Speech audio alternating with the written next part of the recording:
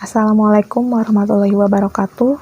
Saya Nada Safa Amel sebagai mahasiswi Institut Pertanian Bogor dari Departemen Ilmu Manajemen akan menyampaikan presentasi mengenai Total Quality Management dengan menggunakan analisis Pareto. Presentasi kali ini dilakukan sebagai syarat untuk memenuhi tugas dari mata kuliah Manajemen Mutu oleh dosen Dr. Heti Mulyati STP MT. Untuk presentasi akan saya mulai. TQM atau kepanjangan dari Total Quality Management. Di sini atau biasa disebut sebagai manajemen mutu terpadu.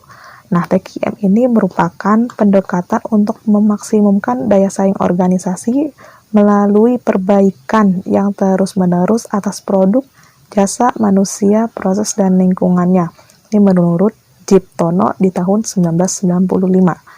Nah, TQM ini tidak hanya terkait dengan kualitas produksi atau layanan, tetapi juga dalam bagaimana pengelolaan manajemen yang merupakan juga manajemen filsafatnya. Ini merupakan pendapat dari Chavdar dan Aydin di tahun 2015. TQM dianggap penting untuk meningkatkan kualitas dan daya saing perusahaan. Kenapa dikatakan TQM penting meningkatkan kualitas dan daya saing? Karena jika perusahaan telah memperhatikan TQM dalam proses produksi, maka di sini produk yang dihasilkan akan sesuai dengan harapan yang diinginkan oleh konsumen. Dan juga telah terjadinya adalah peningkatan kualitas, sehingga konsumen yang menggunakan produk atau jasa oleh perusahaan akan terus menggunakan produk tersebut menjadi pelanggan yang loyal, dan pelanggan tersebut bisa menjadi salah satu promosi secara nggak langsung oleh perusahaan karena kepuasannya menggunakan produk dari perusahaan tersebut. Nah, fitur terpenting dari TQM adalah setiap orang yang terlibat dalam proses produksi di sini harus berkontribusi pada penyediaan kualitas barang dan jasa. Jadi TQM ini seluruh orang yang terlibat dalam proses produksi ini harus berkontribusi, jadi nggak hanya satu orang saja. Ini menurut Levis dan Helfert di tahun 2008. Nah, manfaat dari TQM ini apa saja?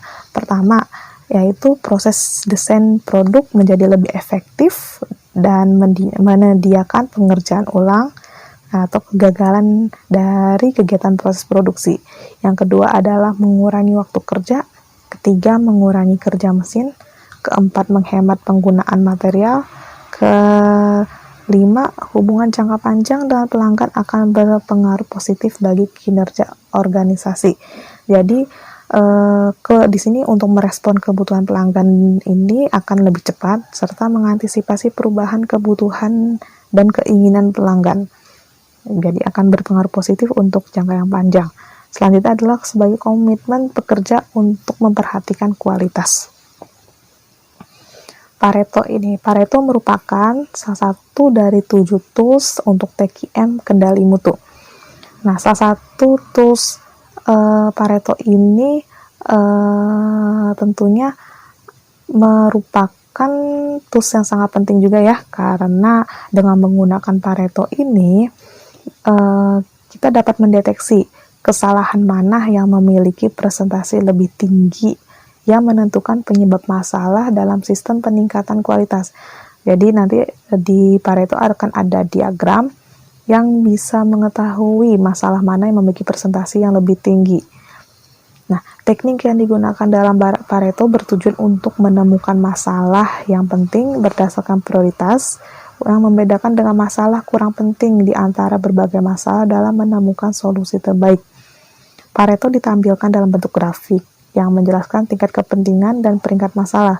Masalah peringkatnya tinggi menunjukkan kepada peneliti bahwa masalah tersebut harus diatasi terlebih dahulu. Jadi, ketika nanti di grafik Pareto akan ada tingkat prioritas masalah. Jadi, masalah yang paling tinggi tentunya harus masalah yang perlukan tindakan atau solusi terlebih dahulu ketimbang masalah-masalah yang tidak atau kurang penting dibandingkan masalah yang lainnya. Nah, menggunakan Pareto dapat membantu manajemen untuk memperbaiki kesalahan atau kecacatan berdasarkan skala prioritas terbesar dan juga tersering. Sekali lagi, untuk Pareto ini akan menampilkan masalah yang memiliki tingkatan prioritas, dan untuk penyelesaian ini sendiri tentunya harus masalah dengan prioritas paling tinggi dibandingkan dengan masalah yang lain. Nah, kenapa masalah yang prioritas lebih tinggi harus diselesaikan? Di sini adalah penyebabnya, alasannya. Jadi Pareto akan menampilkan data untuk mengetahui penyebab kesalahan atau kecacatan yang memiliki pengaruh paling besar. Sebagaimana dari prinsipal dari Pareto, yaitu bahwa 80% untuk hasil yang diperoleh ternyata disebabkan oleh 20% masalah. Ini disampaikan juga oleh Juran 1998. Oleh karena itu, permasalahan yang dengan prioritas paling tinggi atau 20% masalah yang paling tinggi itu tentunya akan berdampak pada 80% hasil. Nah, ini dia, 20% penyebab akan menyampaikan 80% hasil. Sedangkan juga dibalik aja, 80% penyebab tentunya disebabkan oleh effortnya atau 20% hasil. Sebagai contohnya seperti ini, 20% hasil penjualan suatu perusahaan akan memperoleh keuntungan sebesar 80% hasilnya. Seperti itu kurang lebih. Nah, untuk selanjutnya, sinilah Pak, untuk diagram Pareto. Pareto merupakan diagram analisis untuk menemukan ketidaksesuaian dalam suatu bagian yang bertujuan meningkatkan kualitas produksi dan mengurangi ketidaksesuaian yang dihasilkan. Diagram Pareto ini sendiri terdiri dari grafik balok yang menjelaskan frekuensi masalah dan grafik garis yang menjelaskan perbandingan setiap data keseluruhan. Tampilan grafis dapat digunakan pada berbagai bidang untuk membuat identifikasi masalah secara visual dengan lebih mudah. Nah, di sini untuk grafik baloknya ini sendiri, seperti saya bilang, yang menunjukkan tingkatan prioritas masalah, ini grafik balok. Dan juga grafik garis yang menjelaskan perbandingan setiap data keseluruhan, ini untuk garisnya.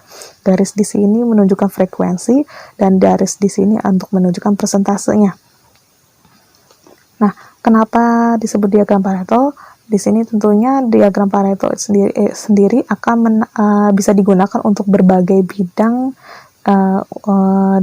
misalnya usaha, industri, manufaktur, atau industri layanan. Karena diagram Pareto ini akan ditampilkan secara visual dengan tampilan yang sangat mudah atau friendly. Ya, selanjutnya. Nah, ini untuk contoh proses pembuatan Pareto. Ini saya buat sendiri dengan menggunakan bantuan Excel. Nah, contohnya ini sendiri, misalnya dalam perusahaan makanan ya, di bidang industri makanan, terhadap ada kecacatan dalam menu pelayanan karena terdapat pelanggan yang terus melakukan komplain, sehingga dibuatkan analisis Pareto terhadap kecacatan menu. Nah, kecacatan menu ini sendiri, pertama kita buat daftar apa yang menjadi masalah pelanggan menyampaikan komplain. Yang pertama ada menu yang tertukar, terus kedua terdapat rambut di dalam makanan, ketiga ada bau yang kurang sedap terhadap makanan, keempat ada makanan tersebut rasanya hambar, kelima porsi yang sedikit, dan keenam tampilan makanan yang tidak menarik. Ini yang menyebabkan terjadinya komplain dan juga pelanggan yang makin lama berkurang di tiap harinya. Nah, di selanjutnya setelah dibuat identifikasi masalah, maka dilakukan survei atau interview kepada pelanggan. Nah, untuk menu yang tertukar di sini terdapat 10 pelanggan yang menyampaikan keluhannya. Nah, untuk terdapat rambut di setiap makanan ada 8 orang, bau yang kurang sedap ada 2, rasa hambar 2, porsi sedikit 1, dan tampilan yang tidak menarik 1. Selanjutnya setelah didapatkan frekuensi, maka dipresentasikan. Jadi 10 orang ini berapa dari total jumlah 24 ya. Jadi 10% ini berapa dari 24 jumlah orang tersebut. Setelah dipresentasikan, maka dibuat kumulatifnya, yaitu di sini kan 42%, ditaruh 42%. Selanjutnya 75% dapat dari 42% ditambah 33. Nah, 75 ditambah 8 menjadi 83%, 83 ditambah 8, 92%, 92 ditambah 4% menjadi 96%, dan 96% ditambah 4% lagi menjadi 100%. Nah, disinilah hasil grafik yang diperoleh. Nah, dapat diketahui bahwa kan tadi prinsip Pareto sendiri kan 80/20. Nah, kita melihat bahwa 80% masalah penyebab dari keluhan pelanggan di sini ternyata akan berdampak pada 20% penyebab kesalahan ini sendiri akan berdampak pada 80% hasil. Nah, kita lihat dari 80%-nya ini sendiri. Nah, 80%-nya ini kan terdiri dari menu yang tertukar, terus terdapat rambut, dan juga bau yang kurang sedap.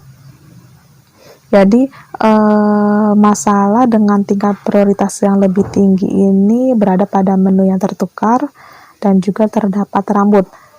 Oleh karena itu, perusahaan restoran tersebut perlu melakukan mencari solusi dan merencanakan strategi untuk menyelesaikan masalah prioritas yang ini, yaitu adalah menu yang tertukar. Karena dari menu yang tertukar ini dan juga terdapat rambut tentu akan berdampak pada hasil profit perusahaan. Nah, di sini ada contoh dari model Pareto untuk perusahaan produksi di karton. Nah, di sini kita ketahui bahwa dari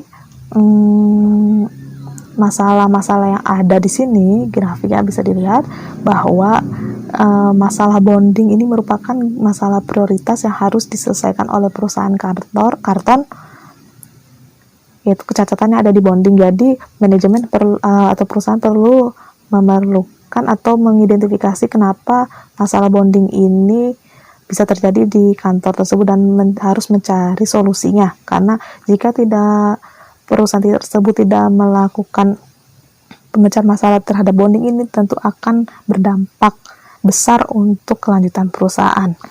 Nah, di sini sebagian besar cacat terjadi pada bagian bonding yang menyumbang sekitar 60% dari ketidaksesuaian yang terdeteksi selama 1 tahun sebelumnya.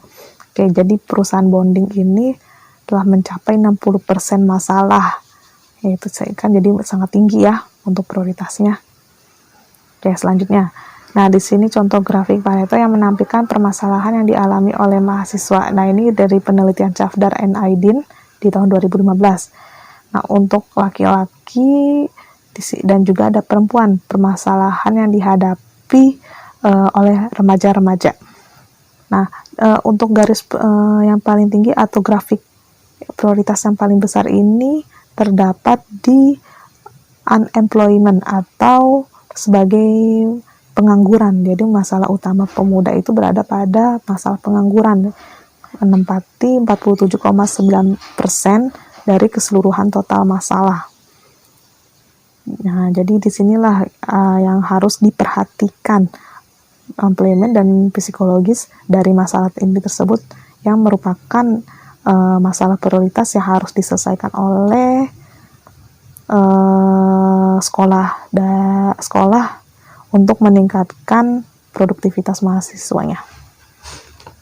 Nah, berikut referensi yang digunakan dari analisis Pareto untuk TQM. Jadi intinya dari analisis Pareto ini sendiri adalah untuk menemukan masalah atau tingkatan yang paling tinggi atau berprioritas yang harus diselesaikan. Karena masalah yang berprioritas tersebut akan tentunya berdampak paling besar untuk hasil yang diterima oleh perusahaan. Demikian presentasi yang telah saya sampaikan. Mohon maaf apabila terdapat banyak kesalahan. Terima kasih. Assalamualaikum warahmatullahi wabarakatuh.